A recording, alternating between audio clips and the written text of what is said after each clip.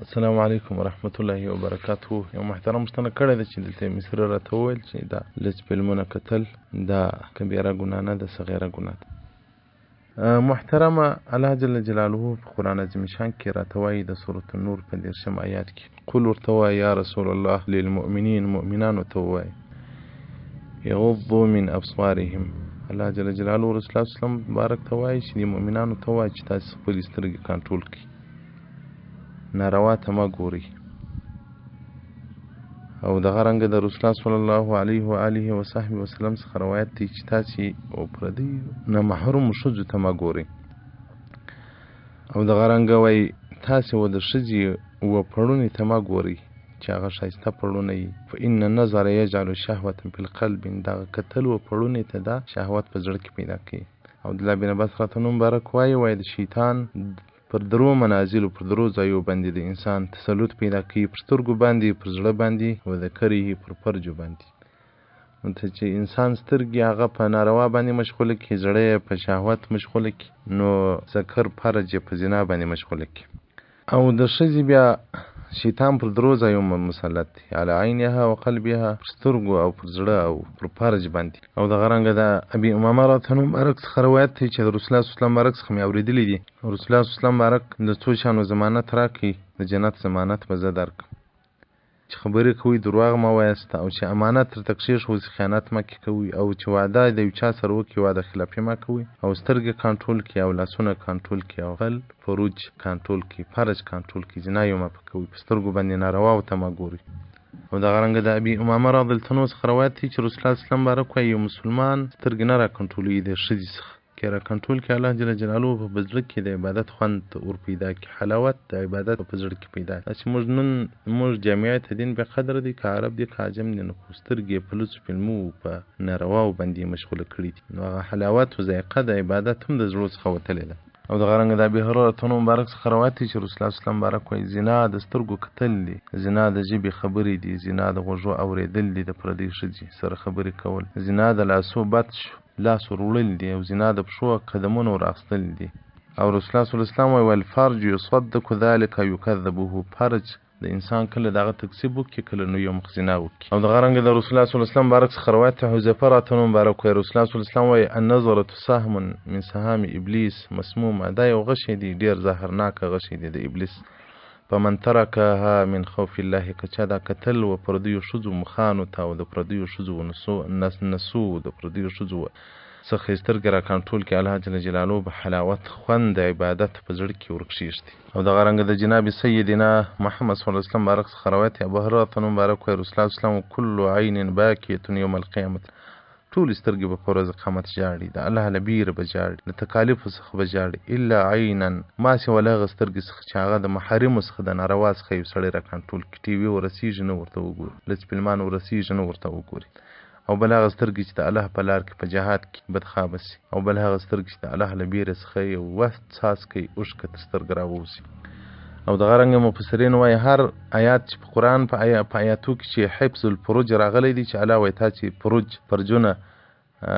خوندي کړي، زنا ځین مراد ما سوى له دغه آیات څخه چې په سورة نور کې راغلی دی چې الله جل جلاله یحفظ فروجهم، دی د حفاظت د فروج وکړي، لا یراه احد، چاته دې نه ورښکاره کوي نه دی د بل فرج ته ګوري. نو په قرآن عظیم شان باندې چې د یو شي تحریم راسي، هغه ته بیا صغیره ګناه نه ویل کېږي، هغه ته بیا کبیره ګناه ویل کېږي. او دغه رنګ رسول الله صلی الله علیه وسلم مبارک څخه روایت ابي سعید خدری رضی الله عنه رسول الله صلی الله علیه وسلم ایاکم الجلوس، تاسې ځانونه وساتئ په لارو باندې مه کښېنئ، او که چاره نه وله نو رسول الله صلی الله علیه وسلم مبارک لارې ته حق ورکړئ، سترګې محفظه وساتئ، خلکو ته مه ګورئ. نو پر لار باندې کښېنستل له حرام دی چې سړی کښېني ښځې تېرېږي. نو زه ځکه دوی ته وایم چې دا حدیث څخه دا فهمول کېږي چې ټي وي راوړل کور ته، او دغه رنګه په ټلیفون کې فیسبوک او دغه ډول د نیټ خلاصول چې هغه ټول هغه څه دي چې د انسان د ګناه سبب جوړېږي. تاسو نیټ استعمال کوئ، خو د دین کار ځینې واخلئ، د دنیا د بزنس او د کاروبار کار ځینې واخلئ، ځان مه مشغوله کوئ د الله څخه په نیټ باندې. زموږ خو دغو نه زندګي ده چې هغه موږ په نیټ کې صرف کړل. او دغه رنګه الله جل جلاله قرآن عظیم شان کې راته وایي ولا یبدین زینتهن، نه دي ښځې د خپل ښایست ښکاره کوي چې بنګړي دي، غوږوالي دي، دغه شیان دي نه ښکاره کوي، ما سوى له خپلو مړو څخه خپلو خاوندانو ته دي ښکاره کوي. نو د ښځې و بنګړیانو ته کتل، و غړګیو ته کتل، دغه له حرام دي، سړی به نه ورته ګوري. او دا چې لس فلمونه یې هغه په زنا سره اخته یې دی ورته ګوري، داسې بدبخته پیدا سول دغه اسلامي ګروپانو ته دغه تصویران راواستول زموږ سترګې هم په خراب یو په پرامردارې کړل وختې چې اژنګ راته مولوي صاحب په ګروپانو کې ډېر بد حال دی زه چې ګروپان ته رالم اولت شانو چې تر اوسه موږ نه ولیدل نو هغه هم باره ژر نفر وایستې ډیلیټ مو بیا نو عذر هم غوښتی ما یو بل چا ته استول ته څه ډول مسلمان یې چې بل چا ته دغه شان استی تفسیر درالمنصور جلد 11 صفحه 13 د سورة النور 10 آیات ته مفصل وضاحت ورکړی نو محترم رسول الله صلی الله علیه وسلم بارک وایي که چا نامحرمو ښځو ته کتل په ورځ قیامت په الله جل جلاله په سترګو کې د اور سکروټې ورکښېږدي او سرب په سترګو کې ورویلي نو محترمینو دا پردیو ښځو ته مه ګورئ په دا ټلیفونانو کې په دې باندې مو غاړې بندېږي دا مو دماغ کې تشویش راځي په دماغ مو خرابېږي اعصابي کمزوري درته پېښېږي دا ټول هغه شیان دي چې د دنیا په زیان دي د آخرت په زیان دي دغه فلمونه مه ګورئ دا کاپیرانو خو مخکې مې وویل چې داسې اسباب یې محیاو جوړ کړل چې موږ د الله څخه لرې کړي څومره چې انټرنیټ موږ د الله څخه لرې کړي یو هېڅ ګناه به دومره هېڅ یو اسباب د ګناهو به موږ دونه د الله څخه نه وي لرې کړي لکه انټرنیټ چې موږ د الله څخه لرې یعنې زه کله کله یو وخت سوچ کوم ژړا راسي چې یا ربه هغه خلک چې د هغو سترګو په ټي وي نه وي خرابې سوي هغو ښځو نه وي لیدلې هغو خلکو نامحرمو ښځو ته نه وه کتلي هغو تر اوسه ټي وي لیدلی نه وو د هغو سترګې معصومې او پاکې وې هغو سره به الله رحم وکړي پر موږ باندې به څه وکړي یا ربه خو که تیارې تر وخته حج ته روانې هم پردۍ ښځې ګرځي که په هوټل کې کښېنې ډوډۍ خوري هم دغه د دوی شان لګېږي دغه چې بعضې انسانانو سره ټلیفونان شته انټرنیټ شته نو خو بیخي دغه ګناه انسانانو ته اوس په لاس باندې ورله خوا به یې سړی سینما ته تللی فلمونه به یې کتل که به صوفي سړی و پر سر به یې پټو واچي او پټ پکلی نن د هر عالم په جیب کې سینما پرته ده د هر امیر په جیب کې سینما پرته ده نو محترمینو راځئ ایمانونه قوي کړو مقابله د شیطان وکړو د دنیا ټول پیس کاپیرانو په جیب کې راواچو راسي جهاد وکړو مقابله وکړو دا به یو عظیم جهادي سړی د خپل ټلیفون سره مقابله وکړي فیسبوک کې ختم کړي او سړی د خپل ټلیفون سره مقابله وکړي چې هغه خراب شیان کې ګوري محترمینو تاسې انټرنیټ کوئ څه د دې شیانو سره زه دومره مخالف هم چې دغه ساده ټلیفون لا هم ما نه کوه بیا مې ورور دا ساده ټلیفون یې وخت مزې نه رانیسي دا چې مې خلک ولیدل هغو د عالم په لباس کې وهابیت ته خدمت کوه خلک یې دعوتول نو مال یا رب زموږ تخلی الله را کړي دي څنګه به د خپل اواز تر خلکو ورسو څنګه به د خپل مذهب حقانیت د دې شریعتو د طریقت حقانیت په څنګه خلکو ته ورسو نو په دغه خاطر باندې مو ټلیفون ته لاس کړ او ټلیفون باندې مو خدمت شروع نن الحمدلله هغه زموږ د خدمت نتیجه دا ده چې په امریکا کې خلک د رسول الله صلی الله علیه وسلم بارک په ملاقات باندې مشرفه کیږي چې په خوب کې رسول الله صلی الله علیه وسلم ویني او په امریکا کې خلکو تهجد شروع کړی دی داسې نو ډېر هیوادونه شته چې خلکو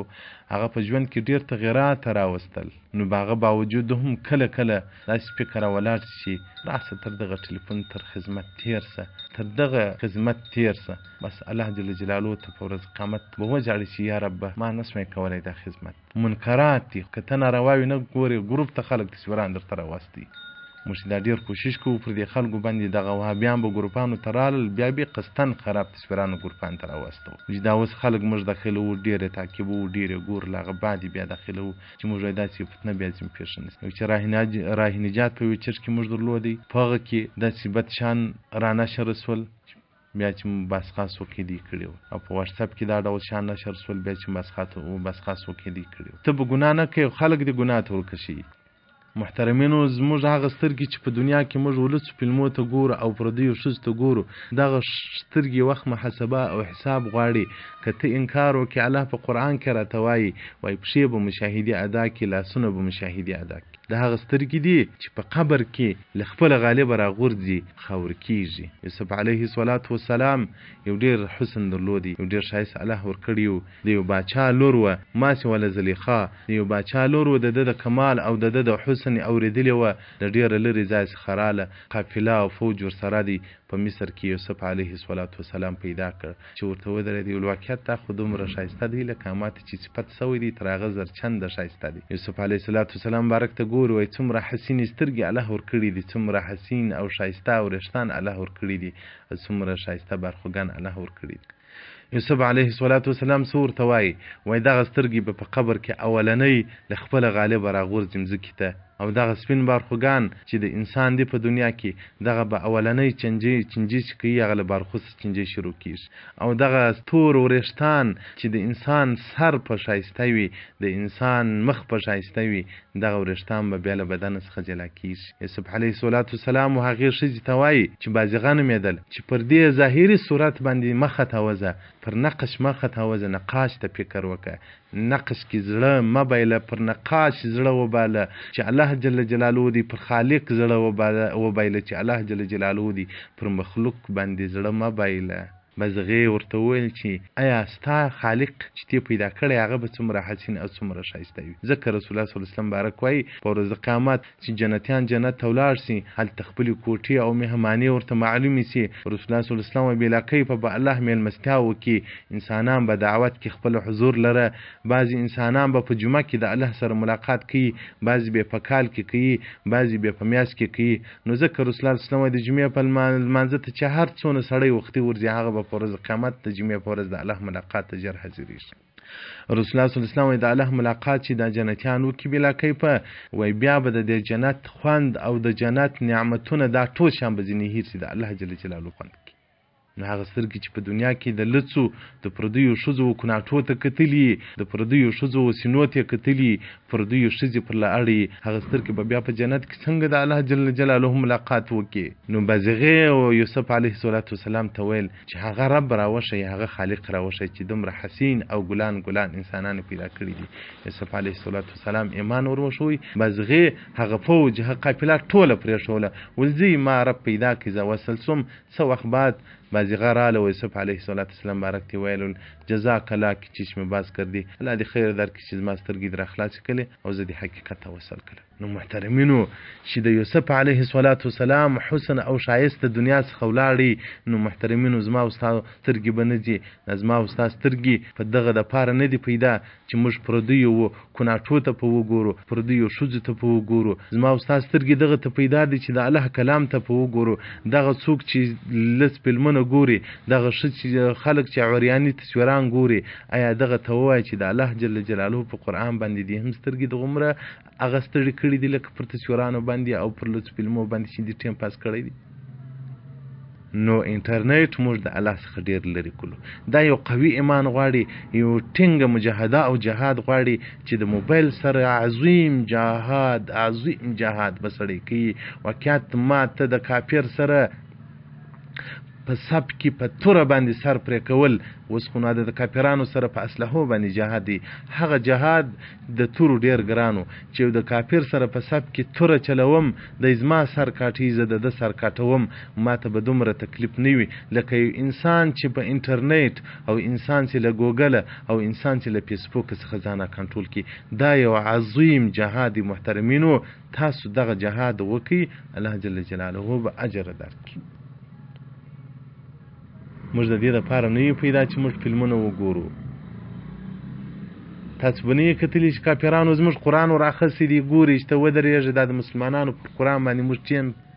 پاس کړو. خو د کافرانو موږ وینو چې په نالیو کې غورځي اورونه ور اچي او قرآن او ثقافات او مرداري تور غورځي توهین د قرآن کوي. نن موږ تاسو هغه د دې ټکنالوژي هغه د دې لس فلمونه هغه د دې لس تصویران چې هغه د فحش د مسلمانانو د لريوالي د پاره چې د الله څخه لري کې هغه موږ څنګه بیا ګورو. نوې معاشره نوې نسل یقیني که به زه دا دعا نه کوم چې یا رب د زما اولادو ته هدایت وکړه که به هدایت نه وي الله خلاص مې کړي بروز ما شامي فکر کاوه مال یا رب موږ خو د ټلیفون وزورور یو ټلیفون مهم کنټرول دی تصویر نه کې پرېږدو غزل نسته کې بکشي صرف نصیحتونه دي او ترجمه دي او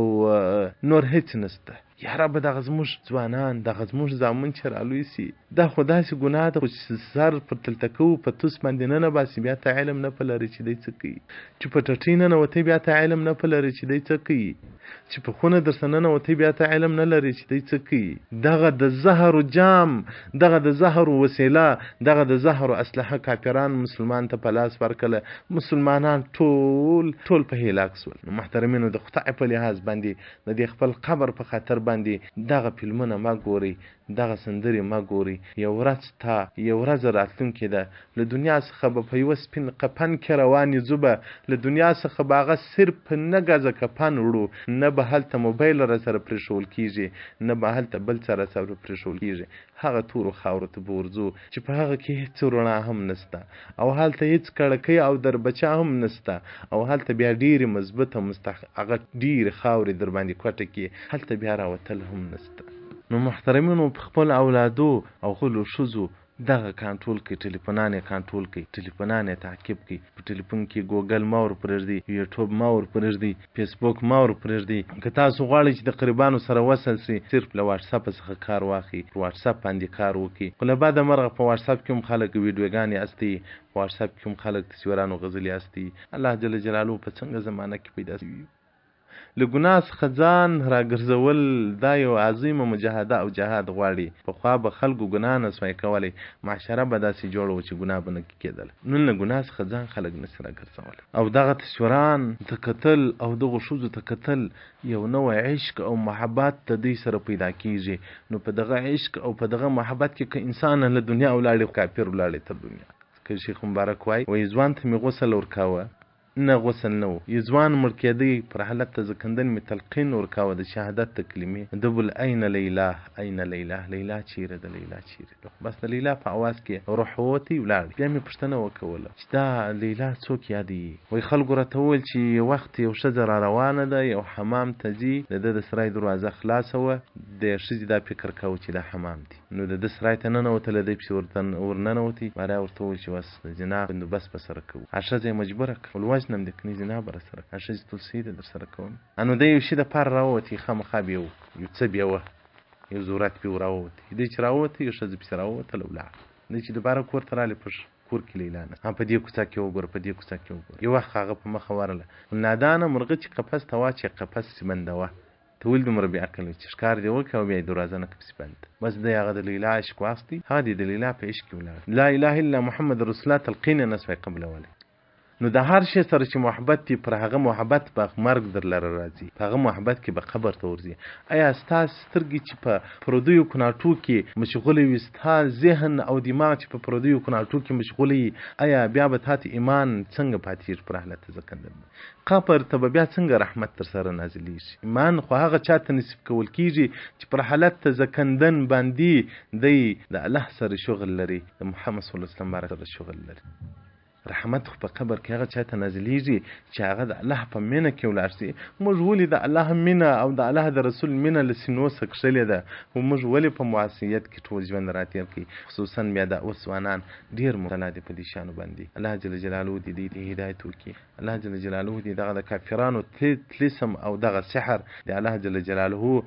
زموږ په جامعه کې، د مسلمانانو په جامعه کې ناکام او نابود وګرځي. لکه د فرعون د قوم سحر چې د موسی علیه السلام په مقابل کې هیڅ کړول سو، نابود و نیز سو. د موسی علیه السلام نبوت ور باندې رالی. الله ستا د قرآن په روی باندې دغه د کفارو طلسم، دغه بد فعلونه چې دی په موږ کې شروع کړل، دغه بد فلمونه چې دی په موږ کې شروع کړل، الله دا داسې مسلمانانو زړونه ځین تور که چې د هیڅ شي څخه یې دغونه زړه نسي تور، لکه دغه ناروا او فلمو. نو کار څوک فلم ګوري، له خپل ځان سره د محاسبه وکړي چې زه بیا یې ورځ الله ته ورتلونکی یم، بیا کې ګوري که نه ګوري. والسلام علیکم ورحمة الله وبرکاته.